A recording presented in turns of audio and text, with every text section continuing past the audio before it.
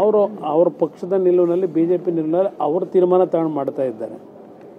ನಾವು ಜನತೆಯ ಸಮಸ್ಯೆಗಳು ಇವತ್ತೇನಿದೆ ಆ ಸಮಸ್ಯೆಯ ಹಿನ್ನೆಲೆಯಲ್ಲಿ ನಮ್ಮ ಪಕ್ಷದ ಮುಖಂಡರುಗಳ ಒಂದು ಸಂಪೂರ್ಣವಾದಂಥ ಒಂದು ನಿಲುವು ಇದು ಸೂಕ್ತವಾದಂಥ ಸಂದರ್ಭ ಅಲ್ಲ ಅಂತಕ್ಕಂಥ ನಿರ್ಧಾರದಿಂದ ಹಿಂದೆ ಸರಿದಿದ್ದೇವೆ.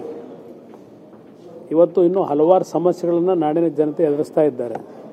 ಈ ಸಂದರ್ಭದಲ್ಲಿ ಇದು ಎಲ್ಲೋ ಒಂದು ಕಡೆ ಜನಸಾಮಾನ್ಯರ ಒಂದು ಬೆಂಬಲ ಪಡೆಯತಕ್ಕಂಥದ್ದು ಎಲ್ಲೋ ಒಂದು ಕಡೆ ಸಮಸ್ಯೆಗಳಾಗ್ತದೆ. ಅದ್ರ ಜೊತೆಗೆ ಜನತೆಯ ಒಂದು ಟೀಕೆಗಳು ಆಗ್ತಕ್ಕಂಥದ್ದು ಒಂದು ವಾತಾವರಣ ಇರ್ತಕ್ಕಂಥ ಹಿನ್ನೆಲೆಯಲ್ಲಿ ನಮ್ಮ ಪಕ್ಷದ ನಿಲುವು ನಾವು ತೀರ್ಮಾನ ಮಾಡಿದ್ದೇವೆ.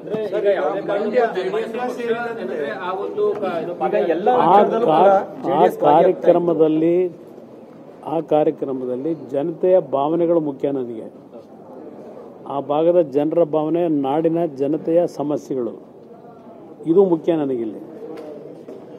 ಪಾದಯಾತ್ರೆಯ ಮುಖಾಂತರ ನಾವು ಮಾಡ್ತಕ್ಕಂಥದ್ದೇನಿದೆ, ಲೀಗಲ್ ಬ್ಯಾಟಲ್ನಲ್ಲಿ ಹಲವಾರು ರೀತಿಯಲ್ಲಿ ಅವಕಾಶಗಳಿದೆ.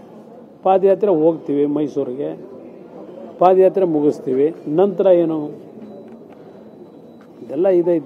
ಇದೆಲ್ಲ ನಾನು ಈಗ ಚರ್ಚೆ ಮಾಡ್ಲಿಕ್ಕೆ ಹೋಗಲ್ಲ. ಆದರೆ ನಮ್ಮ ಪಕ್ಷದ ನಿಲುವು ಇಷ್ಟಿಟ್ಕೊಂಡು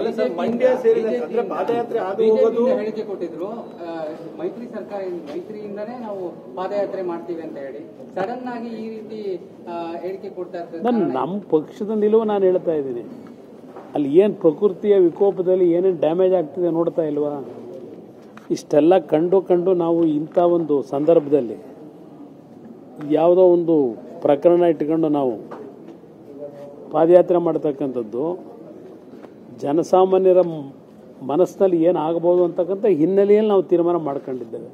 ಜನರ ಒಂದು ಭಾವನೆಗಳು ಇವತ್ತು ಅವರ ನೋವಿಗೆ ನಾವು ಸ್ಪಂದಿಸಬೇಕಾದಂಥದ್ದೇನಿದೆ. ಇಂಥ ಸಂದರ್ಭದಲ್ಲಿ ರಾಜಕೀಯವೇ ನಮಗೆ ಪ್ರಾಮುಖ್ಯ ಅಲ್ಲ. ಇವತ್ತು ನಮಗೆ ಹಲವಾರು ಕುಟುಂಬಗಳು ಬೀದಿಗೆ ಬಂದಿದ್ದಾವೆ. ನೂರಾರು ಹಳ್ಳಿಗಳು ಉತ್ತರ ಕರ್ನಾಟಕದಲ್ಲಿ ಜಲಾವೃತವಾಗಿದೆ. ಇಂಥ ಸಂದರ್ಭದಲ್ಲಿ ನಾವು 10 ದಿವಸ ಪಾದಯಾತ್ರೆ ಹೋದರೆ ಅದು ಯಾರು ಮೆಚ್ತಾರೋ ಗೊತ್ತಿಲ್ಲ ನನಗೆ. ನಾವು ಯಾವ ಕಾರಣಕ್ಕೂ ಕೊಡೋದಿಲ್ಲ. ಏಕೆಂದರೆ ಒಂದು ನಿಮಿಷ, ಇಲ್ಲಿ ನಮ್ಮನ್ನು ವಿಶ್ವಾಸಕ್ಕೆ ತೆಗೆದುಕೊಳ್ಳದೇ ಇದ್ದಾಗ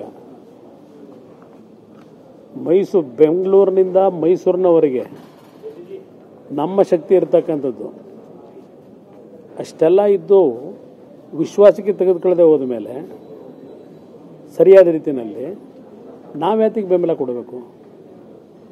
ರಾಜಕಾರಣ ಮಾಡೋದು ಬೇರೆ, ಚುನಾವಣೆಗಳು ಬಂದಾಗ ಬೇರೆ ಒಟ್ಟಿಗೆ ಇರ್ತಕ್ಕಂಥದ್ದು. ಆದರೆ ಇವತ್ತಿನ ಈ ರೀತಿಯ ಕಾರ್ಯಕ್ರಮದಿಂದ ಸಾಧನೆ ಏನು ಮಾಡ್ತೀವಿ?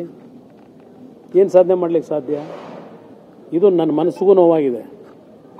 ಯಾವ ರೀತಿ ನಡ್ಕೊಂಡಿದ್ದಾರೆ ಇವರು. ಈ ಪಾದಯಾತ್ರೆಯನ್ನು ಕಾರ್ಯಕ್ರಮದ ಮುಖ್ಯಸ್ಥರುಗಳನ್ನು ಯಾರು ಮಾಡ್ಕೊಂಡಿದ್ದಾರೆ? Who is that Preetham Gowda?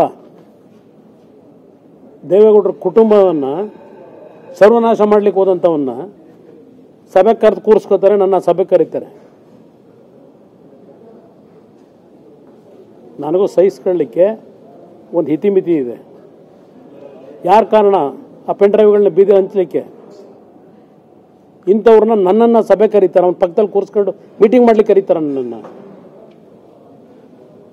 ನಮ್ಮ ಕುಟುಂಬಕ್ಕೆ ವಿಷ ಆಗ್ತಕ್ಕಂಥವ್ರನ್ನ ಜೊತೆಲಿ ಕೂರಿಸ್ಕೊಂಡು ಇವತ್ತು ಇದಕ್ಕೆ ನಮ್ಮ ಬೆಂಬಲ ಕೇಳ್ತಾರ?